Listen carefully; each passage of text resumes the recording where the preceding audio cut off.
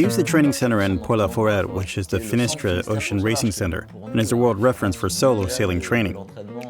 There's only one in the world, and it's located here. For the past few years, Jean Greger has been our coach. Our main mission is to identify high potential candidates and train them to operate at the highest level. We offer training adapted to the highest level of ocean racing.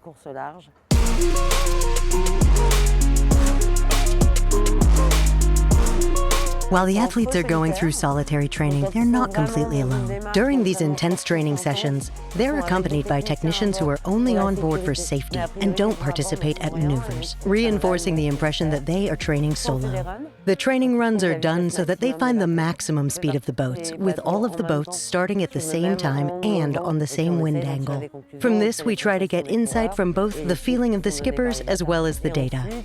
And then there is the offshore navigation element, conducted on a real course where they perform all the sailing maneuvers, study the weather sequence, with a strategic follow-up and debriefing on the way back.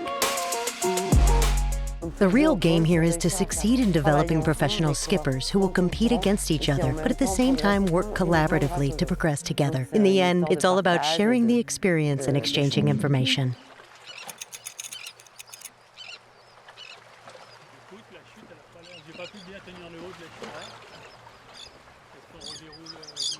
Before embarking on a solo race, the boat is here, and for the most part, it's ready. We only do some small adjustments, removing things to make the boat lighter, removing short pieces of line, doing all the checks on the electronic equipment, the engine, checking the oil level, what is mounted in the mast, the rails, the sails, unfurling them, drying them, getting the entire boat ready for the start of the race, fully prepared for solo racing.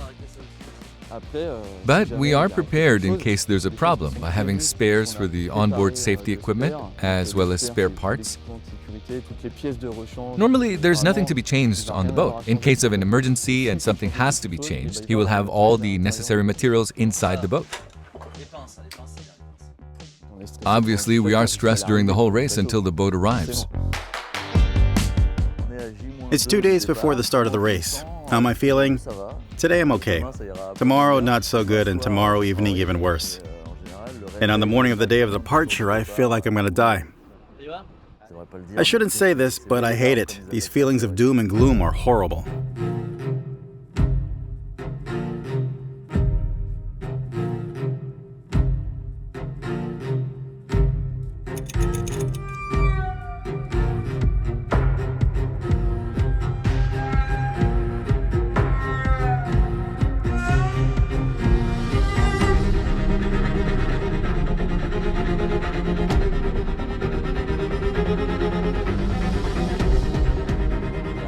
There's one important thing to remember about these races, is that to get a place in the Vendée Globe, you have to add up distances or miles from all the races during the previous 3 years.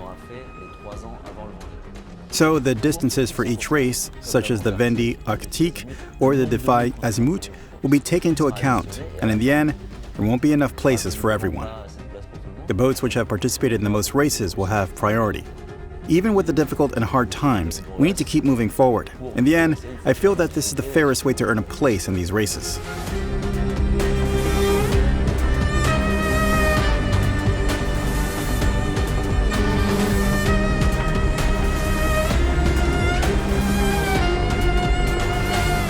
On these boats, you don't live. There are times when you can't do anything. You can barely move. You can only stand and try to check out the boat.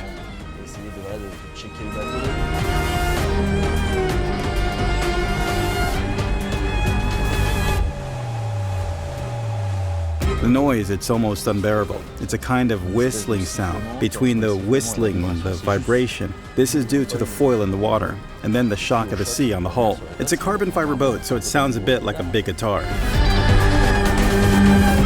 I've managed to take a step forward with this boat. Last year I was still impressed by the speed. Today, the faster the boat goes, the better it is.